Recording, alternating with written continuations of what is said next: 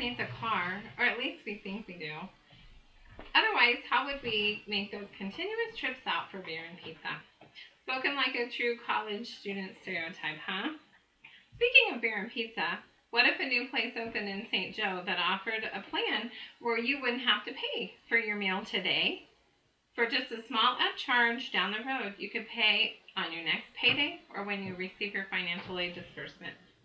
But it will cost you in the long run a lot more if you like your beer and pizza on a pretty frequent basis. So I'm not really talking about a beer and pizza financing plan, but rather what most Americans, 84.5%, according to Consumer Reports, do every time they buy a new car. They take out a loan.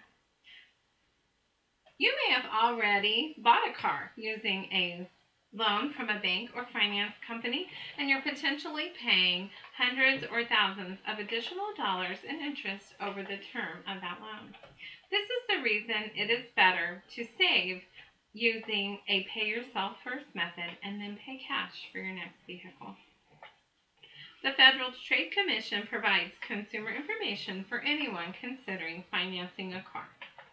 To avoid paying interest for using bank or finance company money to pay for your car, you can use a system of intentional savings and judicial buying to purchase your next car.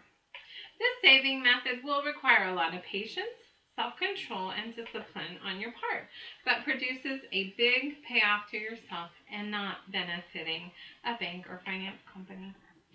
Something additional to consider is that some experts, like Menninger, say that when buying a new car, that the car loses up to a quarter of its value when you drive it off the lot. And after 4 years, the car has then lost 3/4 of its value. Don't forget about additional costs that can stress an already stretched vehicle budget, like insurance, taxes, licensing fees, and repairs. Financing may seem like an easy solution to not having the entire purchase price of your vehicle, but keep in mind it's going to cost you and cost you a lot more. So with all the costs involved in purchasing a car, avoiding a monthly loan payment to a bank probably sounds pretty good right now. The way to get started is to follow Dave Ramsey's method.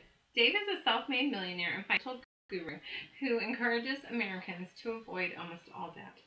His strategy is essentially a savings program where you save the amount of an average car payment each month, or an amount you set based on your budget and available money. Dave calls this paying yourself a car payment. To enable you to do this, you would drive the car you currently have a little longer than you may want. If that car is not financed, though, that then gives you the freedom to make this monthly car payment to yourself.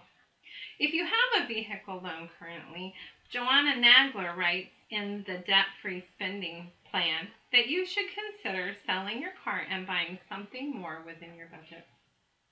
After saving for a determined amount of time, you can then look for a reliable used car to purchase for cash. For example, if you save $400 per month for 10 months, that gives you $4,000 to use to purchase a used car and to pay your taxes and licensing fees.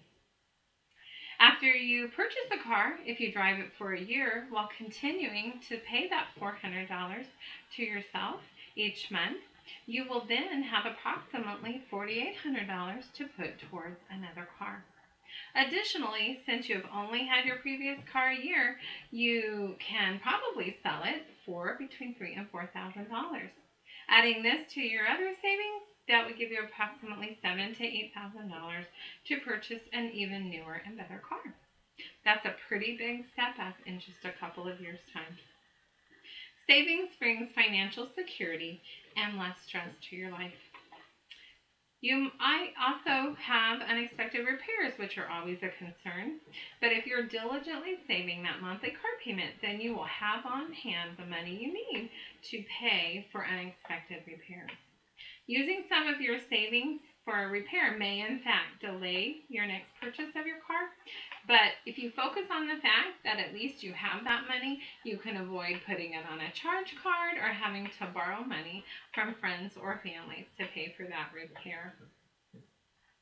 Not having a car payment makes it easier to save and pay for your insurance, whether you pay monthly or semi-annually or quarterly.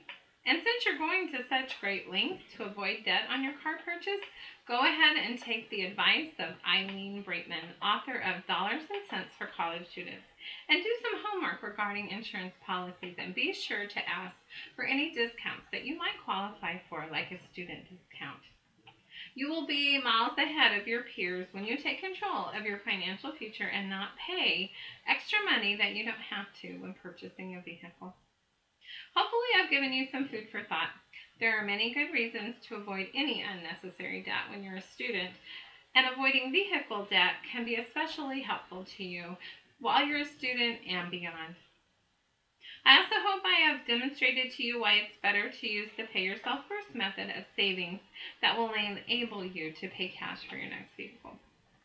Think how much less stress you will have if you don't have to pay $300, $400, or more each month towards a car loan to a bank or finance company, and how great it will feel knowing that you are paying yourself. In just a short time, you may be driving the car of your dreams and not paying someone else to use their money.